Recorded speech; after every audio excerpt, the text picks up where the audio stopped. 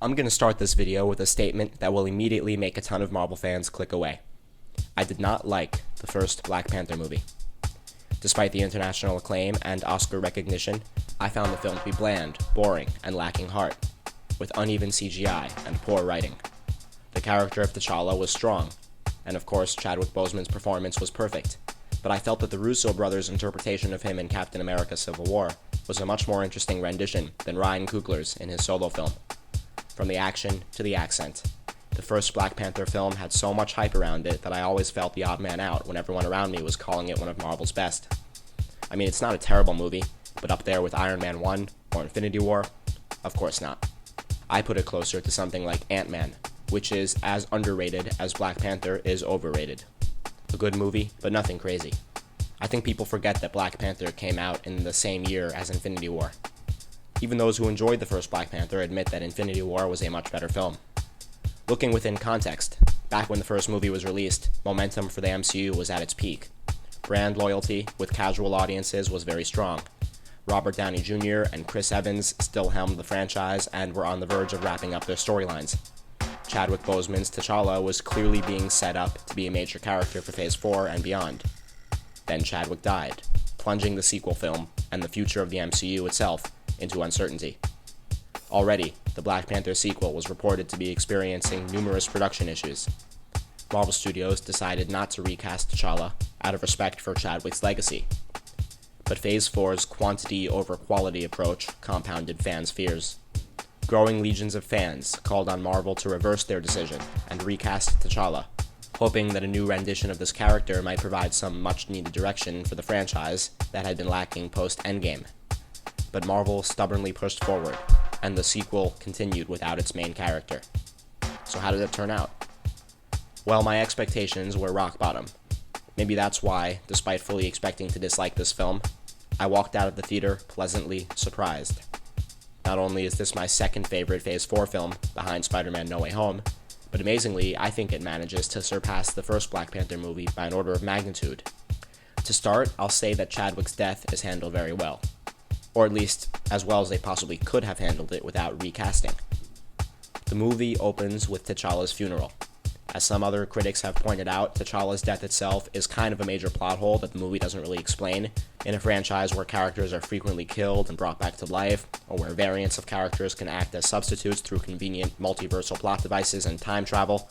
The idea that T'Challa would be so easily killed of an unspecified illness, after literally just being snapped by Thanos and returning, does stretch the bounds of suspension of disbelief. But the film didn't have much choice in how to handle it, so I think it's fair to give it a pass given the real-world circumstances. And from a storytelling perspective, at least, the loss of T'Challa actually puts Wakanda in a fascinating position.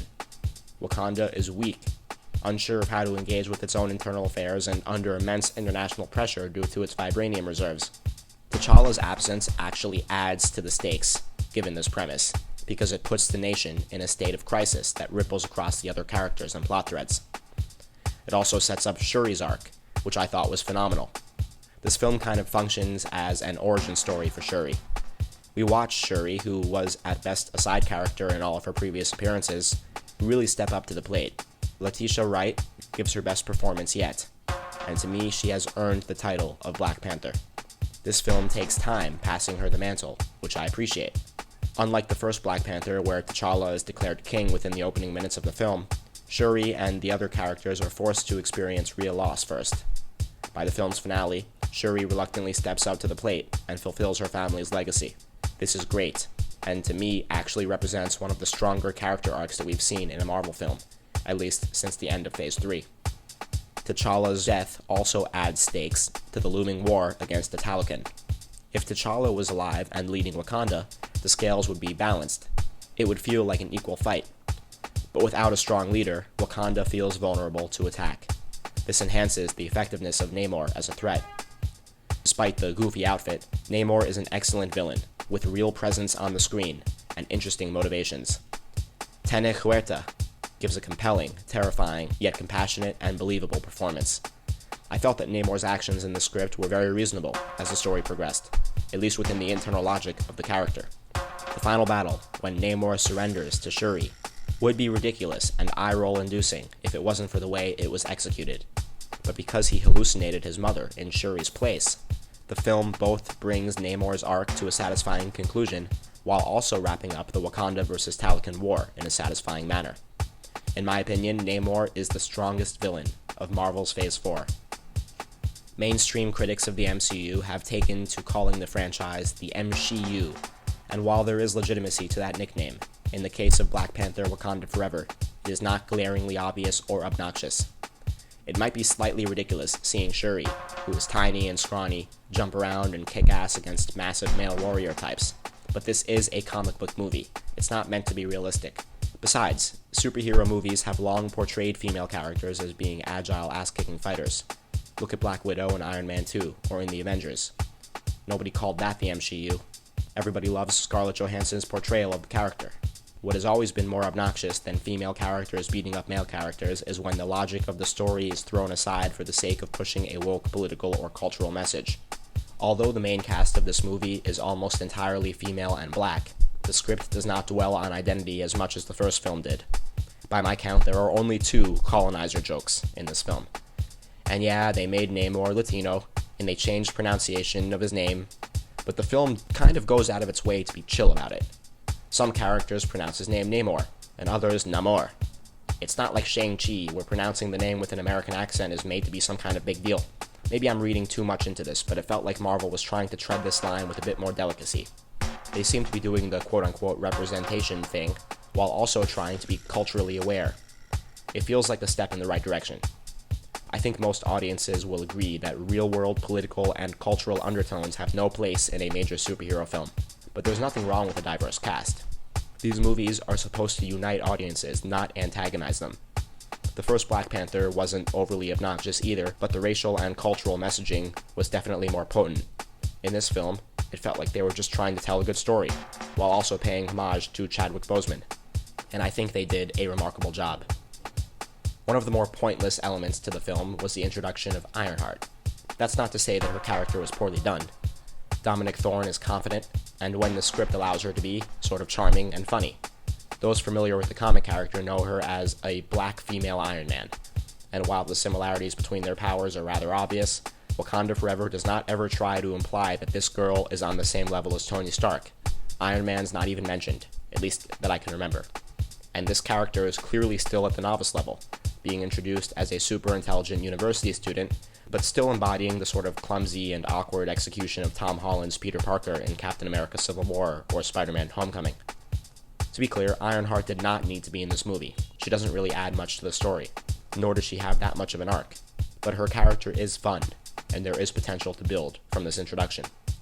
As long as they don't try to pursue some stupid feminist message by copying Tony Stark's powers and genius without any of the flaws that made him so compelling, this will be fine. I am cautiously optimistic about the upcoming Ironheart Disney Plus series.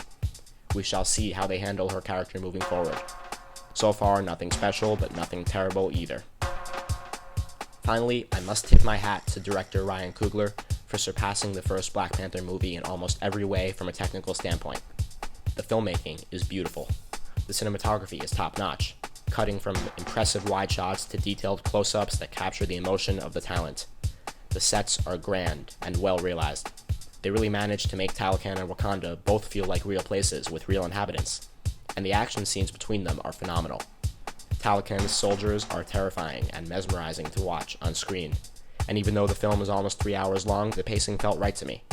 The dialogue is well written, characters are well acted, and the script weaves between moments of somber discussion and fast-paced action with relative ease. And of course, the ending.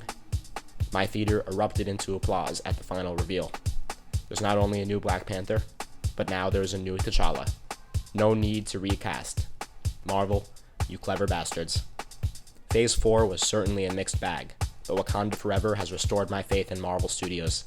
The film had a lot stacked against it, yet they managed to make it work. Frankly, seeing some of the fan reviews online has left me somewhat perplexed.